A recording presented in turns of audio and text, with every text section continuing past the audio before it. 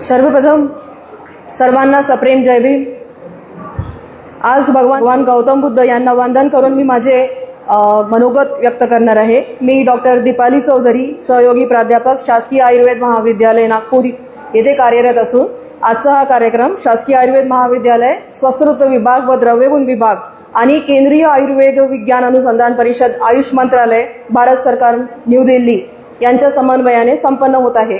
याबद्दल doctor Savita Sharma madam, assistant director RARI and doctor Vanmala madam, त्याच्यानंतर dean sir doctor Rajendra Sonekar sir, doctor Sumita Jain madam, doctor Katkar sir, doctor Preeti Salam madam या सर्वांच्या प्रेरणेने मी हा कार्यक्रम आखण्यात आलेला आहे। तसेच मी सुगत बुद्ध विहार, बाबुलवन, नागपूर व या विहाराचे दोन्ही भंतेजी यांना ही संधी दिल्याबद्दल आभार मानते। आता मी 5 मिनिटं फक्त बोलणार आहे, तुमच्याशी एक चर्चा करणार आहे आणि त्या चर्चेचं सूत्र काय राहणार आहे की आयुर्वेद आधारित जीवनशैली याबाबत चर्चा आणि समुपदेशन।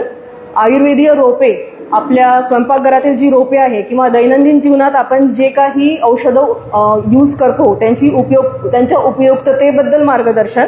त्याच्यानंतर आयुर्वेदीय औषधे यांचे संवर्धन, कारण ती जी रोपं आहे ती तुम्हाला निःशुल्क वितरण करण्यात येणार आहेत आणि संवर्धन करणे आणि उपयोगिता सांगणे हे माझं पुढच्या 5 मिनिटाचं वक्तव्य राहणार आहे। एकूण आपल्या सर्वांचे जे प्राथमिक आरोग्य आहे ते संपन्न करण्यासाठी हा कार्यक्रम आयोजलेला आहे।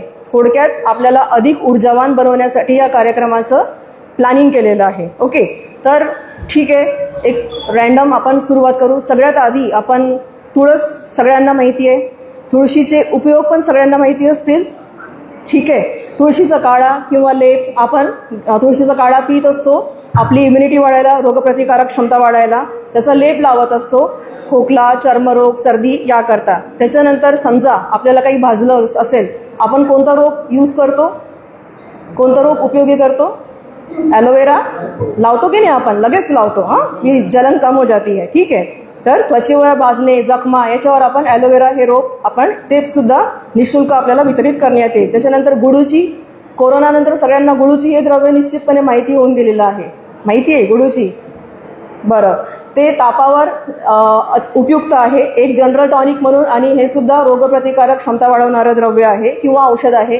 पुदिना सगळ्यांना माहिती आहे, पोटदुखी, अपचन, अजीर्ण यावर चालणारं। तर पुदिन्याचे पण रोपं आपण निःशुल्क वितरित करणार आहोत by RARI regional institute of Ayurveda Nagpur यांच्या समन्वयाने।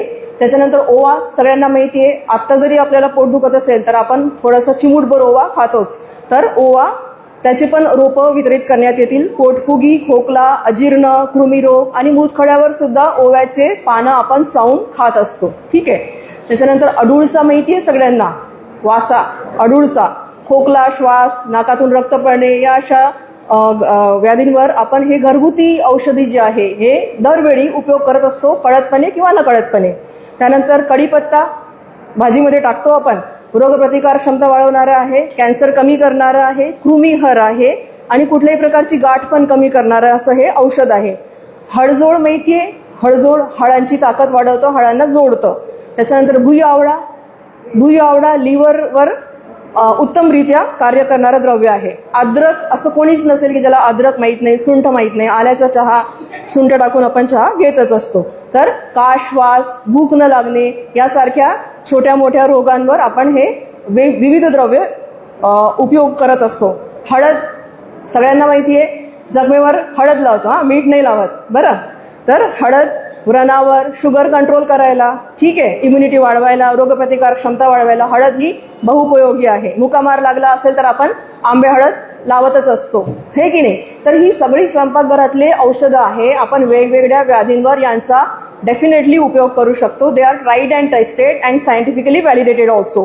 त्याच्यानंतर आपलं रक्त जर कमी असेल, डाळिंब खातो आपण, कारण त्याच्यामध्ये आयरन आहे। अंतर्गत उष्णता, दाह, तृष्णा असं कमी करणारं डाळिंबाचे रोपं पण आहेत।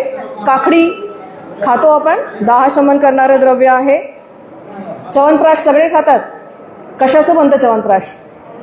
आवला, ओके। रावला भूक वाढवणारं, इम्युनिटी वाढवणारं उत्तम द्रव्य आहे। रक्तपित्त, आम्लपित्त, दाहशमन करणारं द्रव्य आहे। असे काही स्वयंपाकघरातले वनौषधे आहे, जसं की कोथिंबीर, हिंगू, जिरे, मिरे, कारले आपण शुगर कमी करायला करेले का ज्यूस पिते ही पिते है, लवंग मेथीचे दाणे पण आपण शुगर कमी करायला जास्त प्रमाणात युटिलाइज करतो, ठीक आहे. त्याच्यानंतर दालचिनी, कोविड काळात दालचिनीचा सगळ्यांनी काळे पिलेले आहेत.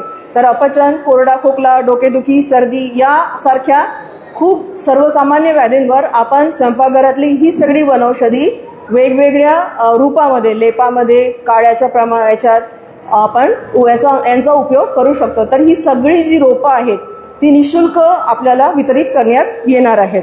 त्याच्यानंतर लिंबू, कडुनिंब, जर आपल्याला आम्लपित्त, उष्माघात झाला असेल, किडनी स्टोन असेल तर आपण कोणतं द्रव्य यूज करतो?